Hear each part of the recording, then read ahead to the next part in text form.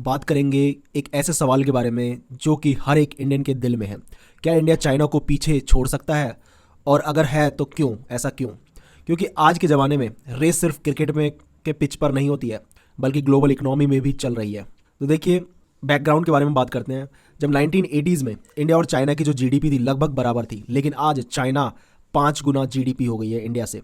उन्होंने manufacturing, export और infrastructure में धमाका किया है। लेकिन अब गेम बदल रहा है। क्यों? क्योंकि चाइना बहुत सारे प्रॉब्लम्स को फेस कर रहा है, जैसे कि ageing population, global supply chain में शिफ्ट होना।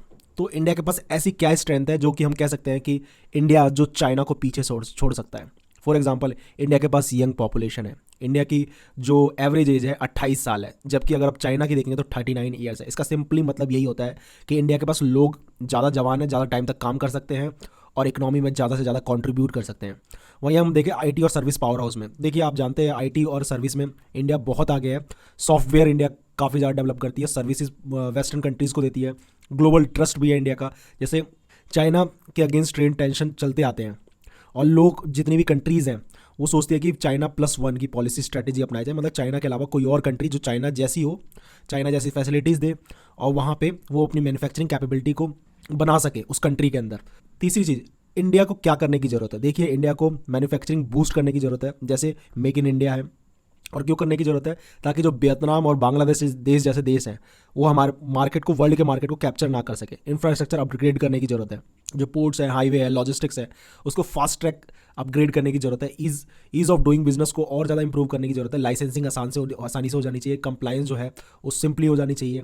ठीक है। एजुकेशन और स्किल में हमारे यूथ को वर्ल्ड क्लास स्किल देना होगा, तभी जाके काम होगा। बिकॉज यहाँ पे यूजुअली लोग एजुकेशन पे फोकस करते हैं जो कि किताबी होती हैं, और यूजुअली स्किल पे फोकस नहीं किया जाता। वैसे हम लोग को स्किल पे फोकस करना पड़ेगा। इनोवेशन एंड R&D, देखिए चाइना की तरह रिसर्च पे भी हमें हैवी इन्वेस्टमेंट करना पड़ेगा, R&D पे।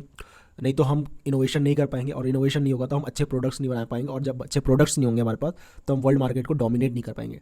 लेकिन बस यही सब नहीं है, हमारे पास हर्डल भी है, जैसे ब्यूरोक्रेसी है, पॉलिसी डिले हो जाता है। मतलब पॉलिसी चलती चलती जा रही है और फिर उसके बाद क्या होता है कि उसको डिले करके फिर उसकी महंगाई अलग से बढ़ जाती है। ठीक है।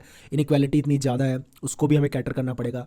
और रूरल अर्बन गैप है, उसको भी कैटर करना पड़ेगा, तब जाके हम उस लेवल तक पहुंच सकते हैं, और अब तभी हम चाइना को पीछे कर सकते हैं।